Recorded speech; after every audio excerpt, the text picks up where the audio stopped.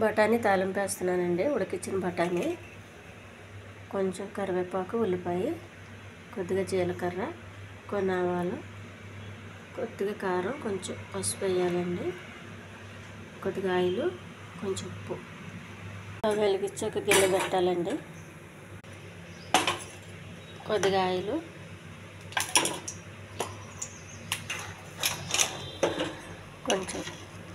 కొద్దిగా జీలకర్ర, కొన్ని ఆవాలు, కొద్దిగా కరివేపాకు, ఉల్లిపాయ. ఇవి కొంచెం బాగా వేగించాలండి.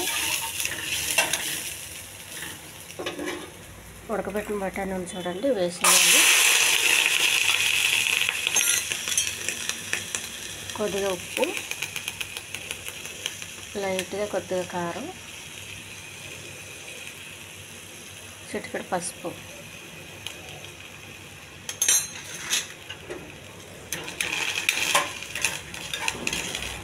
ఈ తాలింపు మనం టిఫిన్ తిన్నా కానీ కొంచెం పక్కకు నంచుకుంటే చాలా టేస్ట్గా ఉంటుందండి. దీనికి మనం ఎక్కువ మసాలాలు వేసే అవసరం ఏమీ లేదండి. కొంచెం ఉడికించి ఇలా చేసుకుంటే, ఎందుకంటే పుట్టి తినబుద్ధి కాదు కదా, ఇలా చేసుకుంటే ఒక కప్పు అన్న తినొచ్చండి. హెల్త్కి చాలా మంచిది ఇలా తినడం వల్ల. ఇందులో కొంచెం కొత్తిమీర అది వేసుకోవచ్చండి. నేనైతే వేయలేదు టైం లేక. ఈ వాటర్ కొద్దిగా ఉండడం వల్ల ఉప్పు కారం ఉంటుంది చూడండి, అది బాగా పడుతుంది.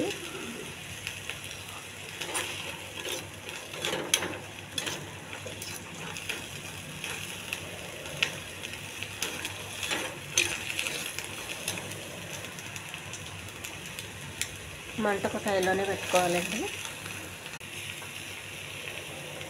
కొద్దిగా కొబ్బరి కూడా వేసుకోవచ్చండి మనం టేస్ట్ కోసం.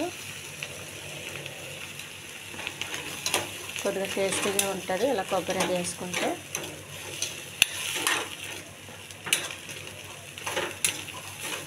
మనకి సిమ్లో పెట్టుకుని ఇలా తిప్పుతూ ఉండాలండి, మాడకుండా. మాడిపోతే అసలు బాగోదండి, తినలేము. ఈ ఛానల్ నచ్చితే సబ్స్క్రైబ్ చేయండి, షేర్ చేయండి, లైక్ చేయండి, కామెంట్ చేయండి. మీరు చేసి ప్రతి కామెంట్కి నేను రిప్లై ఇస్తానండి.